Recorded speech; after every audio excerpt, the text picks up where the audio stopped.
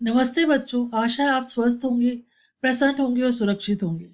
बच्चों, आज की इस हिंदी भाषा कक्षा में हम पत्र लेखन का अध्ययन करेंगे।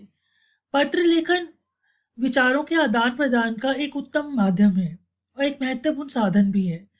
पत्राचार का अपना विशेष महत्व हमेशा रहेगा।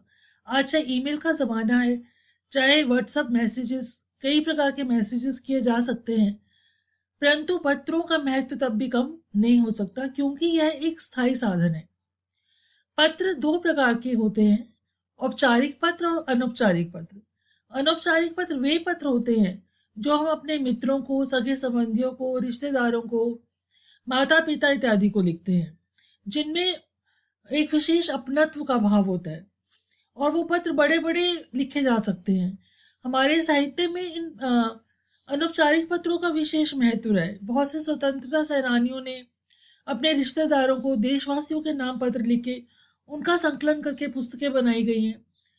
पंडित जवाहरलाल नेहरू ने अपनी पुत्री इंदिरा गांधी को जो पत्र लिखे, वो भी कई पुस्तकों के रूप में संकलित है, जो जिनमें बहुत सारी जानकारियां भी लिखी गई हैं। वो पत्र लिखे गए, उनको संकलित किया गया, तभी वो जानकारियां आज हमारे पास अभी भी सुरक्षित है। तो इस प्रकार से पत्र लेखन जो है वह एक स्थायी माध्यम है विचारों को संग्रहित करने का और प्रकट करने का। इसलिए पत्र लेखन का महत्व तो कभी भी कम हो नहीं सकता, चाहे तकनीकी के कितने भी बड़े से बड़े साधन क्यों ना आ जाए। तो आज हम अध्ययन करेंगे औपचारिक पत्रों का। औपचारिक पत्र मतलब जिसे हम अंग्रेजी में फॉर्मल लेटर में कहते हैं, हिंदी में उन्हें ही औपचारिक पत्र कहा जाता है।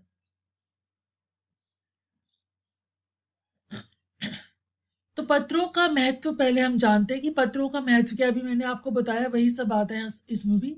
दूर रहने वाले अपने संबंधियों अथवा मित्रों की कुशलता जानने के लिए तथा अपनी कुशलता तथा का समाचार देने के लिए पत्र एक साधन है। इसके अतिरिक्त अन्य कार्यों के लिए भी पत्र लिखे जाते हैं।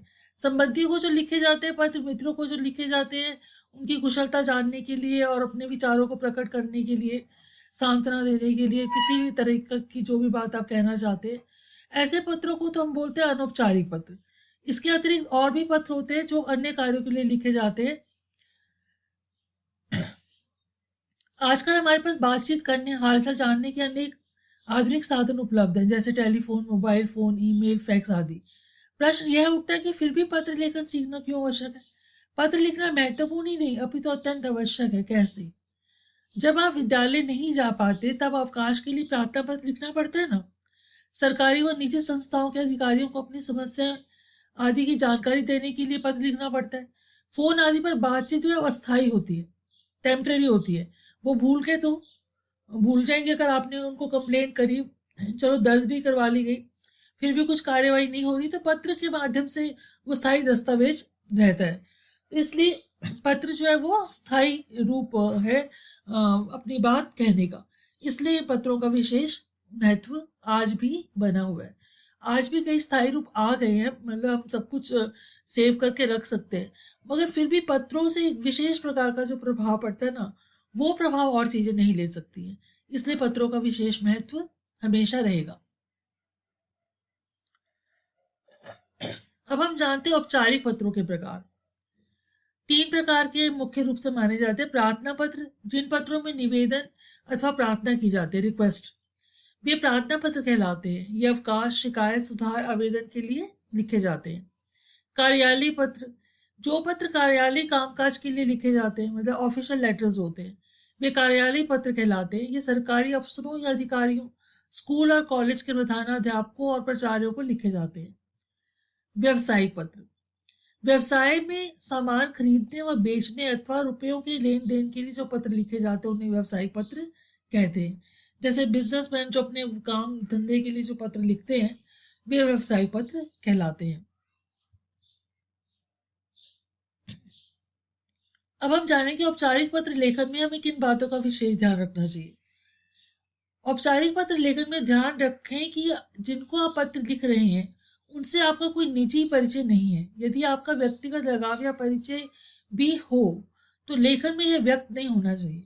औपचारिक पत्र लेखन में मुख्यतः संदेश, सूचना एवं तथ्यों का ही अधिक महत्व दिया जाता है। औपचारिक पत्र लेखन में इन बातों का विशेष ध्यान रखना चाहिए। औपचारिक पत्र नियमों में बंधे हुए होते हैं। इस प्रकार के पत्रों में नपी तुली भाषा का प्रयोग किया जाता है। इसमें अनावश्यक बातें, किसी का हालचाल पूछना, कुशलता पूछना आदि, कुशल क्षेम आदि का उल्लेख नहीं किया जाता है। पत्र का आरंभ व अंत जो है वह प्रभावशाली होना चाहिए।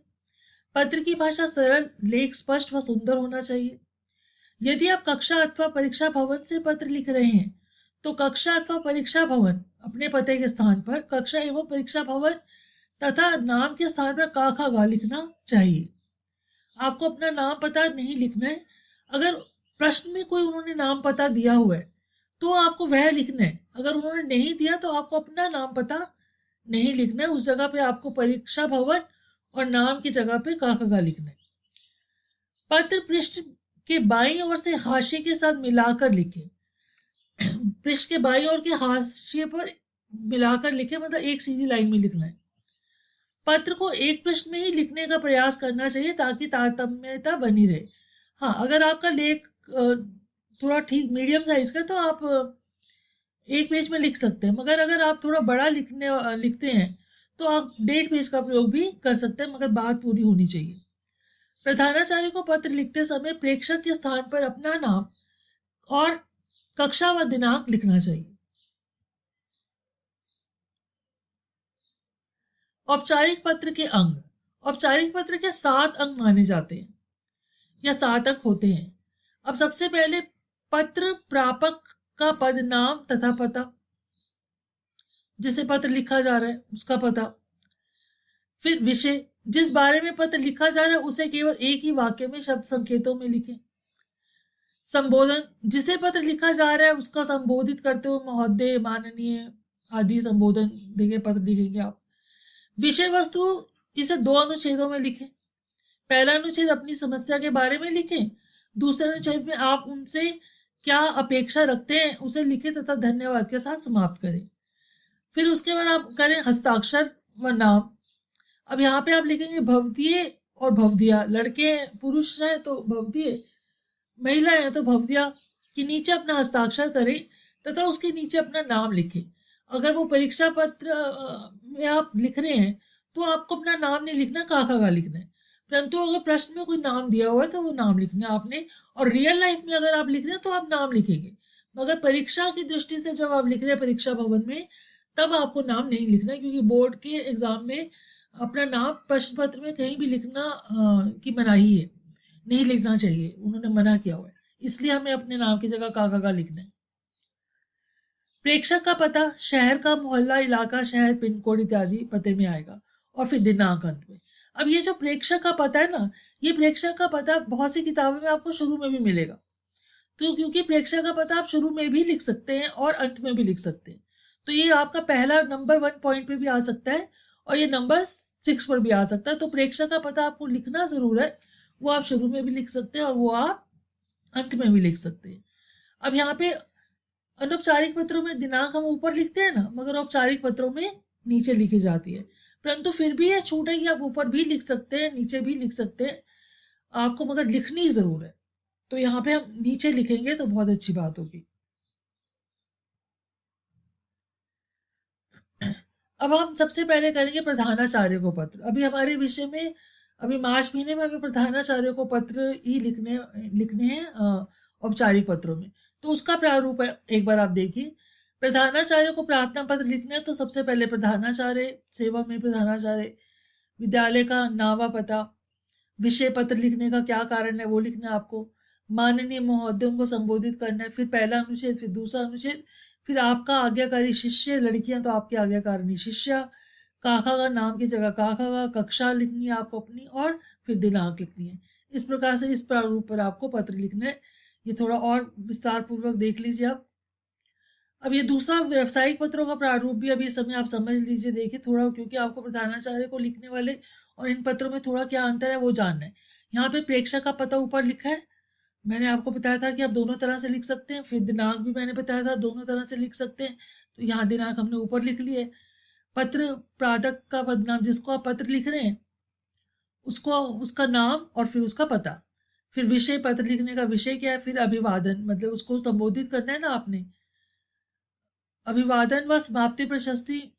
अभिवादन में आपको क्या लिखना है? श्रीमान, और ये श्रीयुत लिख सकते हैं, श्रीमान लिख सकते हैं, मान्यवर महोदय, उनको संबोधित करके लिखना है, वो आपका अभिवादन कहलाता है। उसके बाद इसमें क्या होता है, अभिवादन में हमें औपचारिक पत्रों में अभिवादन नहीं लिखा जाता। नमस्ते कहते हैं ना हम लोग, और चरण स्पर्श जैसे बड़ों को संबोधित करते हैं, छोटों को सहस्नेह नमस्ते, वैसा कुछ नहीं लिखना है यहाँ पर, सिर्फ मान्यवर महोदय लिखना है। फिर पहला अनुच्छेद, फिर दूसरा अनुच्छेद, समाप्ति में आपका आज्ञाकारी शिष्य अगर प्रधानाचार्य को लिख रहे हैं, और अगर संपादक महोदय को लिख रहे हैं, समाचार पत्र के संपादक को, या किसी और प्रकार का व्यावसायिक पत्र है, तो भवदीय, लड़के भवदीय लिखते हैं और महिलाएं भवदिया लिखती हैं। निवेदक, निवेदिका भी लिखा जा सकता है, शुभ चिंतक भी लिखा जा सकता है, प्रार्थी भी लिखा जा सकता है। और उसके बाद अपना नाम लिखना है। अगर आप रियल लाइफ में पत्र लिख रहे हैं तो अपना नाम ही लिखेंगे, परंतु अगर परीक्षा भवन में आप पत्र लिख रहे हैं तो आप काका का लिखेंगे। तो ये बात आपको ध्यान रखनी है, परीक्षा में आपको अपना नाम नहीं लिखना है। अगर आपको नाम, प्रश्न में कुछ नाम दिया गया तो आपको लिखना है। इसको एक बार और अच्छे से प्रधानाचार्य वाला पत्र का प्रारूप आप अच्छे से इसको देख के समझ लीजिएगा, क्योंकि अभी आपको जो मैं कार्यपत्र दूंगी आपको उसमें इसी प्रकार के पत्र लिखने हैं। सेवा में प्रधानाचार्य जी, और अगर पुरुष है तो प्रधानाचार्य, महिला है तो प्रधानाचार्य, फिर विद्यालय का नाम व पता इन 3 लाइनों में आ जाएगा। फिर विषय आएगा आपका, किस विषय में लिख रहे हैं।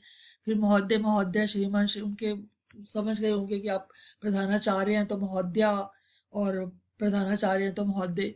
फिर ये आपका प्रारूप पत्र का विस्तार व मुख्य विषय वस्तु आएगा, फिर समापन आएगा, फिर धन्यवाद ज्ञापन, सधन्यवाद, आपका आज्ञाकारी शिष्य, शिष्या, आज्ञाकारिणी शिष्या, फिर नाम, कक्षा, वर्ग व अनुक्रमांक, और फिर दिनांक।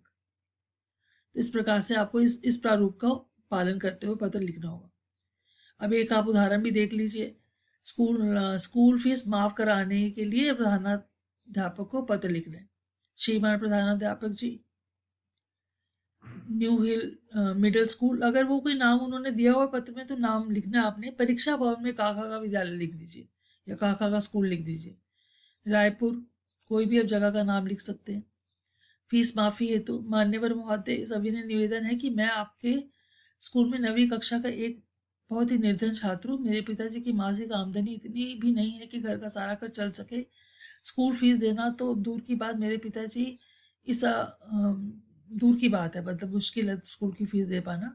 या आप अपनी तरफ से अपने आप से बना सकते हैं। एक बस एक उदाहरण के लिए आपको दिया है। मेरे पिताजी एक अपर प्राइमरी स्कूल में शिक्षक का काम करते हैं। मेरे अलावा घर में 5 भाई बहन भी हैं, जिनकी पढ़ाई का सारा भार मेरे पिताजी पर ही है। मेरी ऐसी हालत में उनके लिए मेरी पढ़ाई का बोझ उठाना कठिन है। महंगाई से तो हम और आप सभी परेशान हैं। अतः सादर प्रार्थना है कि आप मेरे पिताजी की और परिवार की वर्तमान स्थिति को ध्यान में रखकर मेरी स्कूल फीस माफ़ कर दें, ताकि मैं निश्चिंत होकर पढ़ाई जारी रख सकूं। इस कृपा के लिए मैं आपका सदा आभारी रहूँगा। यहाँ पे आप थोड़ा ये भी बता सकते हैं कि मैं एक होनहार छात्र हूँ, मैं कक्षा में हमेशा प्रथम आता हूँ, और मैं बहुत पढ़ने में मेरी विशेष रुचि है। मैं और सभी विद्यालय के कार्यक्रमों में भी भाग लेता हूँ। तो मैं पढ़ना चाहता हूँ, इस फीस ना देने के कारण किसी प्रकार की रुकावट ना आए, इसलिए मैं आपसे विनम्र प्रार्थना करता हूँ कि आप मेरी फीस माफ़ कर दीजिए। आपका आज्ञाकारी छात्र, लड़की अंदर आज्ञाकारिणी छात्रा। फिर नाम, अगर वैसे लिख रहे हैं तो नाम, नहीं तो काका का, कक्षा, या 10वीं की जगह आप 9वीं कर दीजिए, क्योंकि वो 9वीं के छात्र की बात हो रही है। तो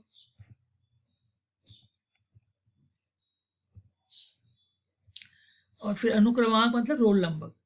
दिनांक, कोई जिस भी तिथि को आप पत्र लिख रहे हैं वो दिनांक लिखिए, मगर ईयर नहीं लिखते, ऐसा किताबों में दिया जाता है, क्योंकि बोर्ड के एग्जाम में सब कुछ छुपाना चाहते हैं वो जो पर्सनल डाटा, इसलिए ऐसा लिख देते हैं। मगर आप रियल लाइफ में लिख रहे हैं तो आपको दिनांक पूरा सब कुछ क्लियरली लिखना है आपने, ओरिजिनल आप किसी को पत्र लिख रहे हैं तो इस प्रकार से आपका औपचारिक पत्र लेखन मैंने आपको समझा दिया। मैं आपको इस पर एक कार्यपत्र बना के दूंगी, उसमें 2 पत्र आपको लिखने होंगे, तो वो काम आपको करना होगा। इसके साथ ही मैं कार्यपत्र भी अटैच करूंगी। आज के लिए आपका यही काम है, तो ये काम आपको पूरा करना है। अगर आपके पास पुस्तिकाएं नहीं है, नोटबुक नहीं है, तो आप A4 शीट पे या किसी भी रजिस्टर की शीट्स पे लिखिए, तो वो भी उसमें भी कोई दिक्कत नहीं है। धन्यवाद बच्चों, नमस्कार।